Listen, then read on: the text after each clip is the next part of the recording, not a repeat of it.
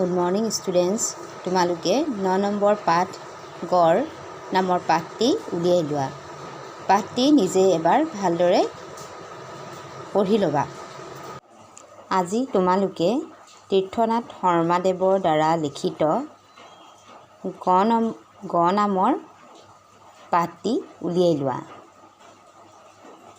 পাঠটিৰ মই মূল পাঠলৈ আহিছোঁ।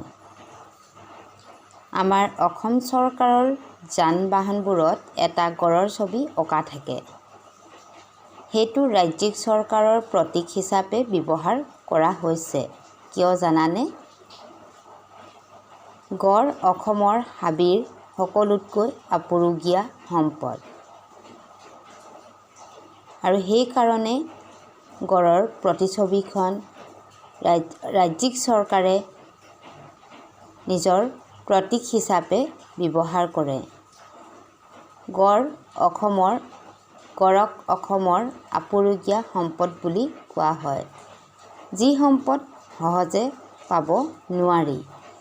পৃথিৱীৰ বুকুৰ পৰা ক্ৰমান্বয়ে ভালেমান জীৱ-জন্তুৰ সংখ্যা টুটি যাব লাগিছে। পৃথিৱীত জনসংখ্যা বৃদ্ধিৰ লগে লগে বিভিন্ন ধৰণৰ জীৱ-জন্তু প্ৰায় নোহোৱা হৈছে। সেই কথাষাৰকে বাক্যশাৰীয়ে প্ৰকাশ কৰিছে। ইতিমধ্যে কিছুমান জন্তু একেবাৰে সঁচ নাইকিয়া হৈ গ'লেই। এতিয়ালৈকে কৈছে যে কিছুমান জন্তুৰ সঁচ একেবাৰে নাইকিয়া হৈ গ'ল, তাৰমানে নোহোৱা হৈ গ'ল, মৰি নোহোৱা হৈ গৈছে। তেনে এক জীৱৰ ভিতৰত আমি ডাইনছৰৰ কথা জানো, যিবিধ ডাইনছৰ বৰ্তমান সময়ত নাই। গড়ো সেইদৰে লোপ পাবলৈ ধৰা জন্তু, আৰু গড়ো তেনেধৰণৰ এক জন্তু বুলি কৈছে। অসমৰ গোলাঘাট অঞ্চলৰ কাজিৰঙা হাবিত আৰু কামৰূপ গোৱালপাৰা জিলাৰ উত্তৰে ভূটান পৰ্বতত এতিয়াও কিছুমান গড় আছে। আৰু আপুৰুগীয়া যদিও গড় একেবাৰে নোহোৱা হৈ যোৱা নাই। এই অঞ্চলকেইটা কিতাপত যিকেইটা অঞ্চলৰ কথা উল্লেখ কৰিছে যে কাজিৰঙা হাবিত কামৰূপ গোৱালপাৰা জিলাৰ উত্তৰে ভূটান পৰ্বতত এতিয়াও গড় দেখিবলৈ পোৱা যায় বা আছে। ইয়াৰ কিছুমান গড় পৃথিৱীৰ বিভিন্ন ঠাইৰ চিৰিয়াখানালৈ পঠোৱা হৈছে। সেইবোৰ দেশৰ মানুহে যাতে অসমৰ গড় নিজ চকুৰে চাব পাৰে। গড় বুলিয়ে নহয়, আপুৰুগীয়া যিয়ে সম্পদ নহওক বা জীৱ নহওক, সেই জীৱৰ সৈতে সকলো দেশকে পৰিচয় কৰাই দিব বিচাৰে। সেই উদ্দেশ্যেৰে এই আপুৰুগীয়া সম্পদবিলাক বিভিন্ন ঠাইলৈ বা দেশলৈ পঠোৱা হয়। গড়ো তেনে এক ধৰণৰ জীৱ। গড়ক যাতে পৃথিৱীৰ মানুহে জানে অসমত এনে এবিধ সম্পদ আছে বুলি, সেই হেতুকে অসমৰ গড়ক বিভিন্ন দেশত ৰখা হয়। আমাৰ কাজিৰঙা হাবিলৈ বছৰি ভালেমান ভিন ভিন দেশৰ ভ্ৰমণকাৰীয়ে গড় আদি আপুৰুগীয়া জন্তুবোৰ চাবলৈ আহে। কাজিৰঙালৈ বিভিন্ন সময়ত বিভিন্নজন পৰ্যটক আহে বা আমাৰ দেশীয় মানুহ, ৰাজ্যিক মানুহবোৰেও বিভিন্ন সময়ত ফুৰিবলৈ যায় কাজিৰঙাত। কিয় যায় জানানে? কাজিৰঙাত এনে কিছুমান সম্পদ আছে, যিবোৰ সম্পদ আমি সাধাৰণতে দেখা নাপাওঁ। সেই সম্পদসমূহৰ ভিতৰত গড়ো এক ধৰণৰ। আনকি ৰাজকীয় চিন হিচাপে গড়ৰ ছবি বহুত পুৰণি কালত ব্যৱহাৰ কৰা হৈছিল। গড়ৰ যে এতিয়াই অসমৰ বাবে সম্পদ তেনে নহয়। ৰজাৰ দিনৰ পৰা গড় আপুৰুগীয়া সম্পদ হিচাপে পৰিচিহ্নিত হৈ আছে। তাৰ প্ৰমাণ হিচাপে ইয়াত আমি কেইশাৰীমান বাক্য পাইছোঁ। ৰাজকীয় চিন হিচাপেও গড়ৰ ছবি পুৰণি কালত ব্যৱহাৰ কৰা হৈছিল। ৰাজকীয় চিন ৰজাসকলে ব্যৱহাৰ কৰা ছবি হিচাপেও ব্যৱহাৰ কৰা হৈছিল। প্ৰায় ৫,০০০ বছৰ পূৰ্বৰ যি নগৰ এখন মাটিৰ তলত ওলাইছে, সেই মহেঞ্জোদাৰোতো মাটিৰ সাঁচত চলা মুদ্ৰা এটাত গড়ৰ ছবি পোৱা গৈছে। আৰু কি কৈছে, এখন নগৰ মাটিৰ তলত খন্দাৰ পিছত ওলাইছিল, যিখন নগৰৰ নাম মহেঞ্জোদাৰো আছিল। সেই মহেঞ্জোদাৰো নগৰতো এনেদৰে মাটিৰ সাঁচত চলা মুদ্ৰা এটাত গড়ৰ ছবি পোৱা গৈছিল।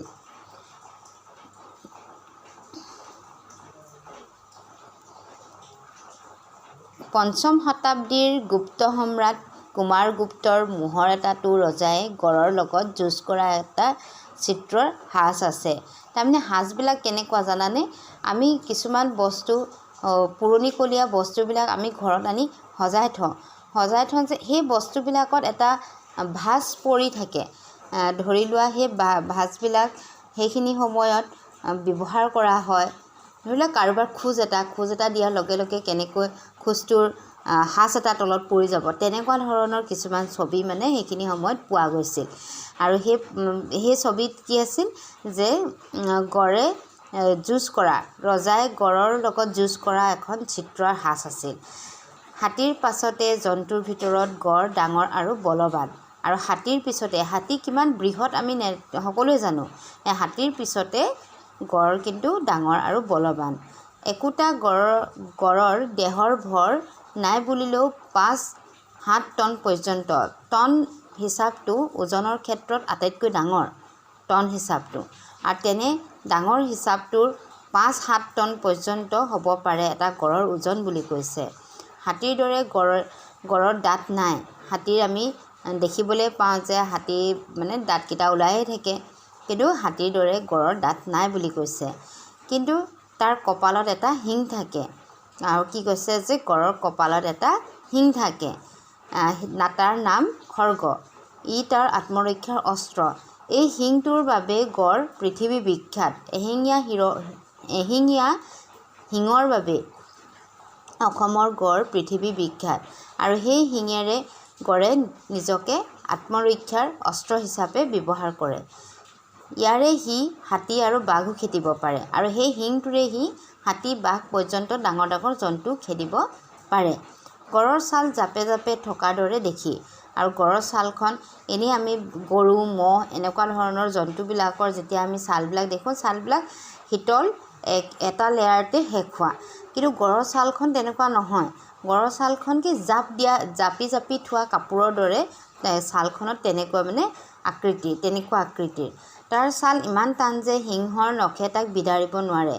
সিংহৰ নখে সাধাৰণতে যিমান টান হ'লেও বিদাৰিব পাৰে বা ফালিব পাৰে, কিন্তু গড়ৰ ছালখন ইমান টান যে সিংহৰ নখেও, ইমান চোকা নখেও ফালিব নোৱাৰে। চোকা অস্ত্ৰেও সহজে ভেদিব নোৱাৰে। আৰু বিভিন্ন ধৰণৰ চোকা অস্ত্ৰেও কেতিয়াও ছালখন কাটিব নোৱাৰে। সেইদৰে আন জন্তুৱে তাক একো কৰিব নোৱাৰে।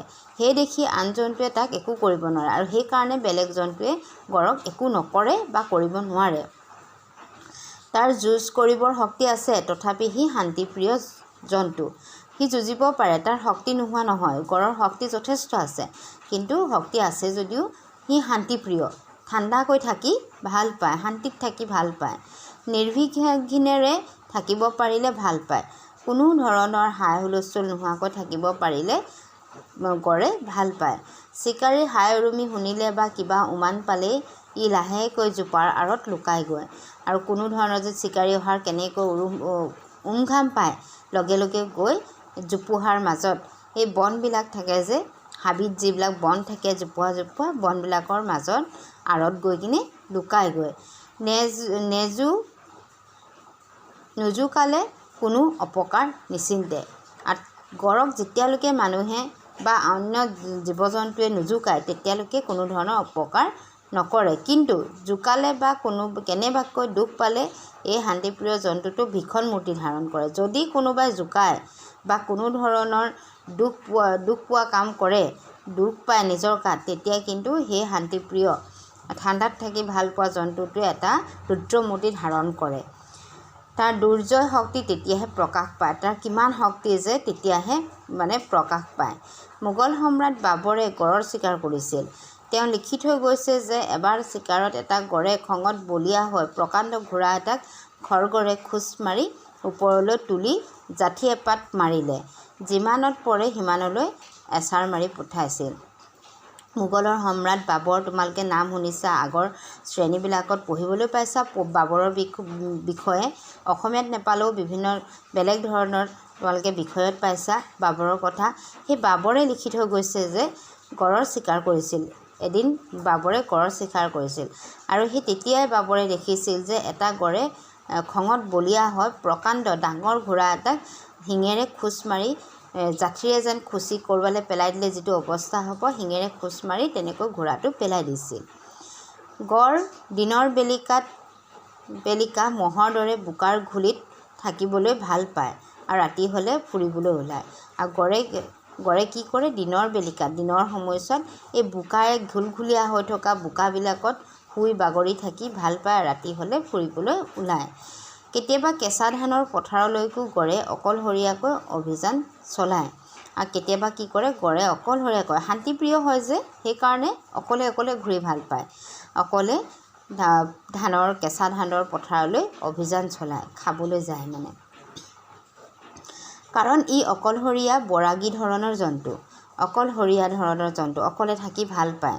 বৰাগী মানুহে কেনেকৈ থাকে? বৰাগী মানুহে সদায় অকলশৰে নিৰলে একান্ত মনে ভগৱানক চিন্তা কৰি যেনেকৈ ভাল পায়, ঠিক তেনেধৰণে গড়েও বৰাগী ধৰণে থাকি ভাল পায়। চলন ফুৰণতো বৰ শাৰী শব্দ নকৰে আৰু চলন ফুৰণতো কেতিয়াও শব্দ নহয়। একদম একেবাৰে লাহে খোজ কাটলবিলাক দিয়ে। ইয়াৰ দৃষ্টিশক্তি সিমান তীক্ষ্ণ নহয়, কিন্তু ঘ্ৰাণ আৰু শ্ৰৱণ শক্তি বৰ প্ৰখৰ। মানে কি কৈছে, দৃষ্টিশক্তি ইমান তীক্ষ্ণ নহয়, বৰ মানে চালাক বিধৰ নহয়, কিন্তু ঘ্ৰাণ আৰু শ্ৰৱণ শক্তি বৰ প্ৰখৰ, বৰ চোকা। মানে দূৰৰ পৰা সৰুকৈ কিবা এটা আৱাজ হ'লেও শুনা পায়। হাতীৰ দৰে গৰু নিৰামূৰীয়া জীৱ। ঘাঁহ বন পাত আলু শিপাই আদি ইয়াৰ আহাৰ। মানে হাতীয়ে যি ধৰণে কেঁচা বস্তু খাই ভাল পায়, তেনেধৰণে গড়েও তেনেকুৱা ধৰণৰ আহাৰ খাই ভাল পায়। ওখ ঘাঁহেৰে ভৰা ঠাইত ই থাকে আৰু তাৰ পৰা গা ধোৱা বা ঘুলি লোৱা ঠাইলৈ যাওঁতে ঘাঁহনিৰ মাজে মাজে এটা সুৰুকীয়া বাট হৈ যায়। আৰু একেডোখৰ ঠাইত একেৰাহে যেতিয়া অহা যোৱা কৰে, গা ধুবলৈ যায় বা আৰাম কৰিবলৈ যায়, দিনৰ বেলিকাত ধৰি লোৱা সেই ঘোলা মাটিত থাকে, তালৈ যাব, ৰাতি হ'লে ওপৰলৈ উঠি আহিব, ঘাঁহনিৰ আঁৰত থাকিব। তেনেকৈ অহা যোৱা কৰোঁতে এটা সৰুঙীয়া লিংলিঙীয়া এটা বাটৰ সৃষ্টি হয়। এই বাটটোৰ ওপৰখন হালি পৰা ঘাঁহৰ আগবিলাকে আৰু গছৰ পাতে ঢাকি পেলাই এটা সুৰংগ পথৰ সৃষ্টি কৰে। আৰু সেই বাটটোৱে যেতিয়া তেহেঁতি অনবৰতে অহা যোৱা কৰি থাকে, অহা যোৱা কৰি ঘাঁহ বনবোৰ হালি পৰে আৰু হালি পৰি কি কৰে, গছৰ পাতে ঢাকি সেই ঘাঁহ বনবোৰ ঢাকি এটা সুৰংগ পথৰ নিচিনাকৈ সৃষ্টি কৰে। এই গোপন পথেদি গড় মহাৰাজে কোনেও গম নোপোৱাকৈ বহু দূৰ ভ্ৰমণ কৰে আৰু সেই সুৰংগ পথটোৱেদি কি কৰে, কোনেও গম নোপোৱাকৈ মনে মনে বহু দূৰ অহা যোৱা কৰি থাকে। গড় সুৰংগ পথ ভ্ৰমণৰ এই অভ্যাসটোৱে কেতিয়াবা তাক বিপদতো পেলায়। আৰু এই সুৰংগৰ পথ যি নিজে সৃষ্টি কৰি লয়, সেই সৃষ্টি কৰি লোৱা পথটোৰ কাৰণে গড় কেতিয়াবা নিজে বিপদত পৰে। গড় জীয়াই ধৰা মুঠেই সহজ নহয় আৰু গড়ক কোনেও কেতিয়াও জীয়াই ধৰিব নোৱাৰে। আমি বিভিন্ন সময়ত আমি নিউজবিলাকত আমি দেখিবলৈ পাওঁ নহয় যে গড়ৰ চিকাৰ হ'ল। গড়টোক কোনেও কেতিয়াও জীয়াই ধৰি নিনিয়ে। কি কৰে, গড়ক মাৰে, গুলিয়াই মাৰে, শিংটো কাটি লৈ যায়, তেনেকৈহে ধৰা আমি শুনো। আৰু ইয়াতো কৈছে সেইকাৰণে যে গড়ক কেতিয়াও জীয়াই ধৰিব নোৱাৰে। গড়ৰ পোৱালি বৰ মাতৃবচল। গড়ৰ পোৱালিবোৰে মাকক খুব মৰম বিচাৰে বা মাকক খুব মৰম কৰে। সি মাকৰ লগ এৰিব নোখোজে আৰু কেতিয়াও গড়ৰ পোৱালীয়ে মাকৰ লগ এৰিব নোখোজে। কেতিয়াবা মাকজনীক গুলিয়াই মৰাৰ পাছতো হটোৰ গুৰিতে পোৱালিটোক কেইবা সপ্তাহলৈকে থিয় হৈ থকা দেখা যায়। আৰু কেতিয়াবা যদি কোনো চিকাৰীয়ে মাকজনীক গুলিয়াই মাৰে, তথাপিও পোৱালিটোৱে কেইবা সপ্তাহ জুৰি একেধৰণে হটোৰ ওচৰতে থিয় হৈ থকা দেখা পোৱা যায়। সেই সময়তে পোৱালিটোক ধৰিব পাৰি আৰু সেইখিনি সময়তে চিকাৰীয়ে তেনেধৰণৰ পোৱালিবিলাকক ধৰিব পাৰে। চিৰিয়াখানাবোৰত যিবিলাক গড় আছে, সিহঁতক এইদৰে পিয়াহ খাই থকা অৱস্থাত ধৰা আৰু তেনেকৈ মাকৰ লগত থাকোঁতে তেনেকৈ গড়ৰ পোৱালিবিলাক ধৰি আনি বিভিন্ন সময়ত চিৰিয়াখানাত ৰখা হয়। চিৰিয়াখানাত যিমানবোৰ গড় আছে সেই গড়বিলাকক এনেধৰণে ৰখা হয়। এসময়ত উত্তৰ আৰু পশ্চিম ভাৰতৰ পালে পালে গড় পোৱা গৈছিল, কিন্তু আজিকালি এই এশিঙীয়া গড় ভাৰতীয় গড় আপুৰুগীয়া জন্তুৰ লেখত পৰিছে। আগতে উত্তৰ আৰু পশ্চিম ভাৰতত গড় ঢেৰ আছিল, পালে পালে পাইছিল গড়, ইমান আছিল। কিন্তু আজিকালি কি হৈছে, এশিঙীয়া গড় অসমখনৰ কাৰণে এশিঙীয়া গড়ৰ কাৰণে অসমখন বিখ্যাত হৈ গৈছে আৰু এটা আপুৰুগীয়া জন্তু হিচাপে পৰিগণিত হৈছে। গড়ৰ সংখ্যা এইদৰে কমি অহাৰ কাৰণ কেইবাটাও, আৰু গড়ৰ সংখ্যা এনেদৰে কমি অহা কাৰণ কেইবাটাও বুলি কৈছে। এটা কাৰণৰ কাৰণে গড় কমি অহা নাই, গড়ে পোৱালি বৰ কম দিয়ে, আৰু গড়ে অন্যান্য জন্তুতকৈ গড়ে পোৱালি কম দিয়ে।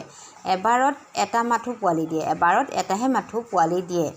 গড়ৰ খৰ্গটোৰ প্ৰতি মানুহৰ লোভ চিৰকলীয়া, আৰু গড়ৰ খৰ্গটো মানুহৰ বাবে মানুহে গড়ৰ খৰ্গটোকহে লোভ কৰে, কাৰণ খৰ্গটো খুব দামী হয়। গড়ৰ খৰ্গই সৌভাগ্য দান কৰে বুলি বহুত ঠাইত বিশ্বাস কৰে, আৰু গড়ৰ খৰ্গ যিয়ে পায় বা পায় সৌভাগ্য লাভ কৰে বুলি কয়।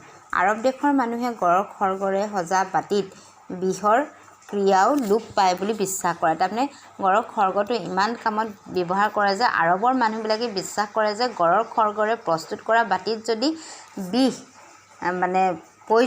কিবা পয়জনিয়াছ বস্তু খায় তেতিয়াও সেই পয়জনখিনি নোহোৱা হৈ যায় বুলি তেওঁলোকে ভাবে। হিন্দুৰ মানতো গড়ৰ মাংস পবিত্ৰ, খালে পুণ্য হয় বুলি সংগ্ৰহ কৰে।